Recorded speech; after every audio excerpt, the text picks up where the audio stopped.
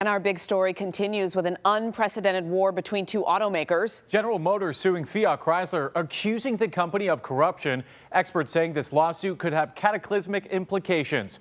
GM claiming Fiat Chrysler paid millions in bribes to the UAW for unfair concessions and advantages in 3 labor agreements. General Motors claiming Fiat Chrysler corrupted the bargaining process, that it cost GM billions. Now GM is seeking billions in damages. Analysts saying this lawsuit could impact everything from FCA's merger with PSA and could even threaten Fiat Chrysler itself. 7 Action News reporter Jim Kurtzner live downtown at General Motors headquarters to break it all down for us. Jim, unprecedented.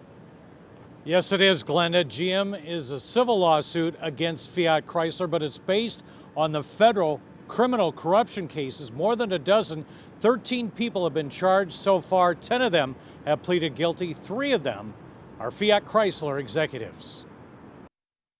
This could cripple FCA.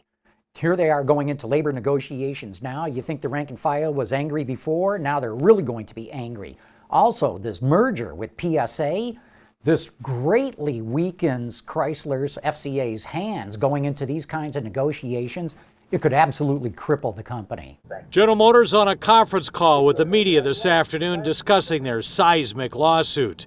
It alleges former Fiat Chrysler CEO, the late Sergio Marchionne, and executives used racketeering tactics, bribes, payoffs to get sweetheart labor contracts from the United Auto Workers Union in 2009, 2011, and 2015. This looks really bad for Sergio, who's not around right now. Otherwise, boy, who would he be up to his eyeballs in this stuff? General Motors told me on the conference call it lost billions of dollars because of unfair advantages given FCA, including larger numbers of lower-paid 2-tier workers and larger numbers of temporary workers inside FCA plants. General Motors says it has something like 7% of its workforce is temps.